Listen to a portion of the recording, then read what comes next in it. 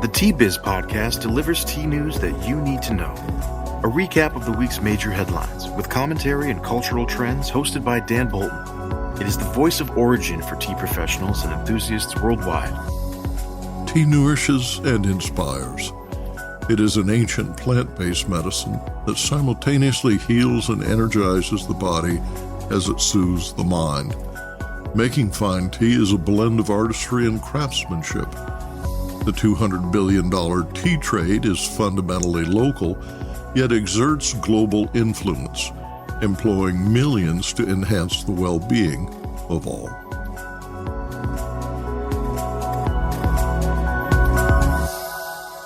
Hello, everyone. Here are this week's headlines. India's Tea Board is carefully weighing an auditor's regulatory concerns, but resources are also needed to market Indian tea.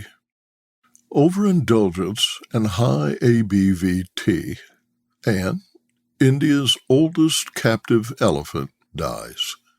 Plus, tea is intricately woven into the cultural tapestry that is India.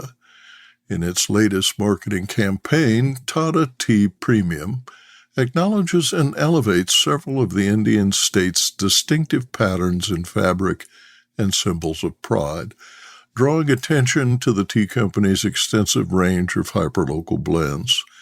Tata tells the story of extraordinary weavers by digitally enhancing their homespun artistry in an interactive tribute to handlooms. Aravinda Anantharaman reports on this eye-catching effort. More in a minute, but first, this important message. What makes a perfect cup of Ceylon tea? The perfect cup is from the tea businesses that ensure the protection of all the children living within their tea estates. We salute Kailani Valley, Telawakili, Bogawantalawa, Harana, and Eliptia tea estates. Support Save the Children, Sri Lanka. A committee of Parliament is reviewing concerns raised in a report by India's Auditor General that identified lapses in enforcing tea industry regulations by the Tea Board of India. The Comptroller and Auditor General audit, titled The Role of Tea Board India in the Development of Tea in India, reviewed board activities during a 5-year period ending in fiscal 2022. Auditors drew attention to these 5 concerns: the board's inability to curb smuggled tea and tea that was untraceable to origin used for blending in sales to domestic markets. 2, the lack of a well-defined strategy to register growers, large and small. In March 2021, 38% of small growers remained unregistered. 3, failure to monitor tea processing facilities by conducting timely inspections and laboratory testing. 4, lack of a database to track yield per hectare, labor productivity, new plantings, aging tree stock, and the distribution of cultivars. In addition, a mandate to auction 50% of the country's tea was not enforced. Auditors found that most registered buyers did not purchase tea at auction. The audit brings to the forefront a discussion of the importance of supporting small tea growers and the bought leaf factories that now supply most of the country's tea. In a press release shared with the media, the board writes that, quote, in line with the government's added focus on the development of the small growers sector, the Tea Board has been making sustained efforts to bring the STG sector into the mainstream value chain through collectivization, innovation in products, better packaging, and incisive marketing. This endeavor has aligned with the fact that the STG sector now accounts for 52% of tea production. The board listed its many regulatory responsibilities and noted that, quote, Being a state-run body, it can't act on the contrary, end quote, reads the release. The board acknowledges that the views given by the industry veterans conform with the central government's renewed focus on, quote, the ease of doing business and marketing. By emphasizing marketing domestically and globally, the Tea Board strives to enhance per capita consumption in India and increase import shares in the major market export destinations in the face of wholly export-oriented producers such as Kenya and Sri Lanka, reads the release. Business Insight. The audit is welcome as it brings to the front burner the critical need for additional resources for the Tea Board of India to market and promote its tea. Regulations such as inspection and laboratory testing of factories seem essential. Compiling statistics and making them readily available to the industry seems reasonable. Cooperating with law enforcement is expected. But are tea employees suited to halt smugglers? Should the board intervene to force buyers and sellers to auction half their tea? India's trustee code rests on a foundation of legal requirements, but in contrast to the work of the Tea Board, participation is voluntary. There is a reason 65% of India's tea producers adhere to the code. It promotes safe operations and continuous quality improvement, but 100% compliance is unrealistic. The cost of forcing compliance is wasted. The market rewards compliance with carrots. Regulators wield only a stick. 3 in 5 Americans, that's 62%, drink beverage alcohol, and 1 in 5 U.S. drinkers admit to imbibing too much, continuing a 3-decade decline in overindulgence, according to Gallup polling. Since 1978, Gallup has asked adults, quote, do you sometimes drink more alcoholic beverages than you think you should, end quote. While the percentage of drinkers overall has held steady, averaging 63% since 1939, Gallup reports a decline in those who responded yes to overindulging from a high of 35% in 1989 that fell to 19% in 2023. Overindulgence averaged 18% during the first 3 years of the pandemic. Quote, when the 13% of non-drinkers who say they don't drink because of past problems with alcohol are combined with the 19% of drinkers who report drinking more than they should at times, the results suggest a population rate of 16% of U.S. adults who may currently struggle with alcohol abuse or did so in the past, end quote. Gallup reports in its most recent consumption habits poll conducted July 3rd through 27th. Men are more likely to overindulge than women, 21% versus 16%, and younger adults are more likely to overindulge than adults 35 and older. Adults with household incomes of at least $100,000 per year are more than twice as likely to overindulge as those earning $40,000 a year or less, of whom only 10% say they occasionally drink too much. Business Insight. Beer remains the most popular alcoholic beverage in America, preferred by 37% of alcohol drinkers. The category includes spiked teas, which are seeing a strong increase in popularity. Hard teas, for the first time, are leading sales in the fermented malt beverages category. FMBs include hard lemonade, ciders, and similar sweet, beer-like beverages that don't taste at all like beer. 30 years ago, liquor was the drink of choice for 20% of respondents. In the past few years, that average has increased 30% of those responding to the Gallup survey.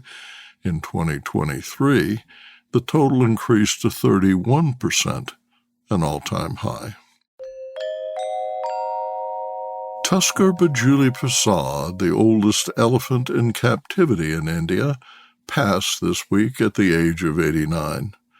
Taken from the wild in the 1940s, the young bull elephant spent most of his life deftly pulling spent tea bushes from the soil. Aravinda Anantharaman reports. In news this week, Bijuli Prasad, an 89-year-old elephant, passed away on 22nd August at the Behali Tea Estate in Assam, where he lived. Bijuli Prasad was India's oldest captive elephant, said to have been rescued from the wild in the 1940s. He was sold to the Williamson Magor Company in Assam and was named by Philip Magor himself. Bijuli Prasad went on to become a working elephant at the Borgang Tea Estate in Sonitpur district in Assam, and he worked there from the 1950s all the way till 2018 when he was retired. And he was a big part of the company, so much so that McLeod Russell, which is part of the Williamson Magor Group, adopted an elephant as their logo. After Bijuli Prasad retired in 2018, he was shifted to the Behali Tea Estate, where he lived and died this week. Aravinda Anantharaman in Bengaluru reports on tea auction prices for sale 33. India Tea Price Report for sale 33 for the week ending 19th August 2023.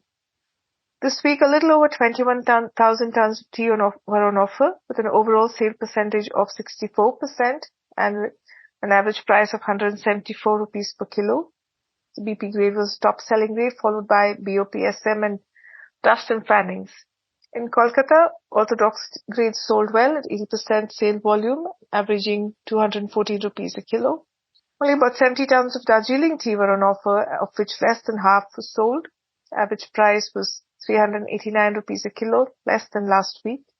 CTC did better with prices averaging 212 per kilo. Guwahati saw good demand for orthodox tea at 89% sale volume and average prices of 220 a kilo. Dust grades were in good demand in Kochi, while orthodox did better in Kannur, but overall sale volume was lower than last week as for prices.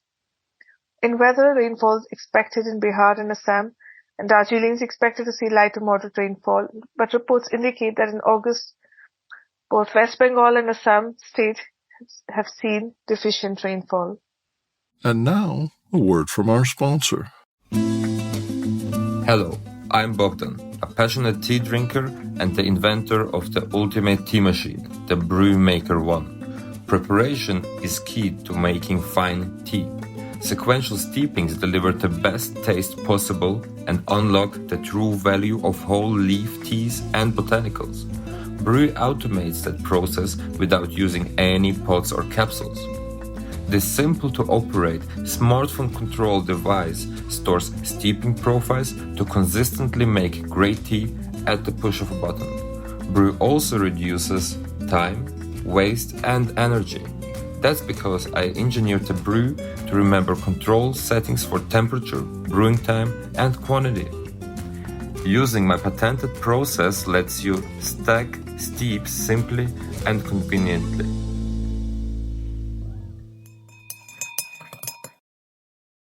Tea is intricately woven into the cultural tapestry that is India.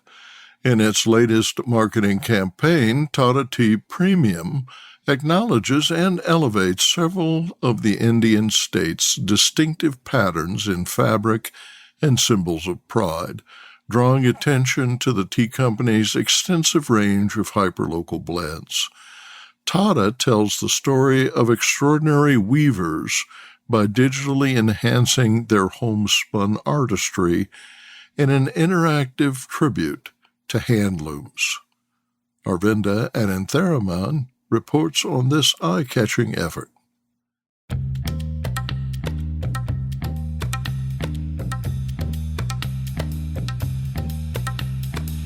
August 15th was the Indian Independence Day, And in recent years, this has become a time when consumer brands actively offer promotions and discounts and engage with their audience. In fact, the newspaper The Hindu reported a 23% surge in Independence Day sales between August 4th and 14th this year compared with last year. And tea is perhaps one segment that comes under the spotlight at this time, going by the advertising that we see. This year, Tata Tea launched the Desh ke Dhaage campaign for its brand Tata Tea Premium, focusing on India's handloom legacy. As part of this campaign, tea meets craft, extending from the brand's line as Desh ki Chai, or a tea for India. The limited edition packaging features textile traditions from across the country, such as the Banarsi silk from Uttar Pradesh, Chanderi from Madhya Pradesh, to the Pochampalli from Telangana. The TV campaign, conceptualized by Malin Lintas, features the celebrated singer Usha Uthup. But at the heart of it, the campaign is all about nationalistic pride and emotion, perhaps something that ties in with the idea of what chai means to people across the country. And that's not all. The brand also launched what's being called one of the largest 3D LED anamorphic outdoor activations ever seen in the country in time for Independence Day at the DLF Cyber City Mall in Gurugram. So on giant LED screens, visitors could enjoy an interactive and immersive journey through India's weaves. Puneet Das, Tata Consumer Products President for Packaged Beverages India and South Asia, was quoted in media as saying, Tata Tea Premium's Desh ke Dhaage campaign endeavors to celebrate India's vivid handloom legacy by seamlessly integrating technology with it through 3D anamorphic outdoor. We have been able to push creative boundaries to bring to the consumer an experience that will not only visually delight them, but will also help establish powerful connections. In recent times, Tata Tea has turned increasingly hyperlocal. Early this year, the brand launched 4 new teas as part of its Tata Tea Premium range and called Street Chais of India. And each of the 4 tea blends in this range was a recreation of a popular chai, again from across the country. The 4 blends were Hyderabadi Irani, Mumbai Cutting Chai, Kolkata Street Chai, and Purani Delhi Ki Mithai Chai. This seems to be a continuation of the brand's forays as a tea that every Indian, no matter which part of the country we are in, can relate to. In fact, back in 2021, the Tata Tea Premium range itself was rebranded and localized by state. And this was also translated in its marketing efforts, be it from the packaging or the TV campaigns that acknowledged diversity in chai preferences across the country. And this was actually seen as a step forward for both Indian advertising and consumer brands to recognize the diverse audiences within India.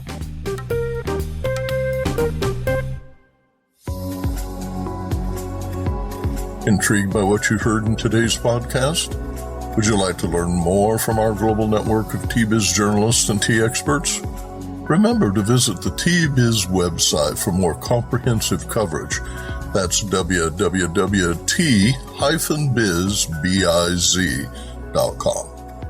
Thanks for listening. Farewell till next week.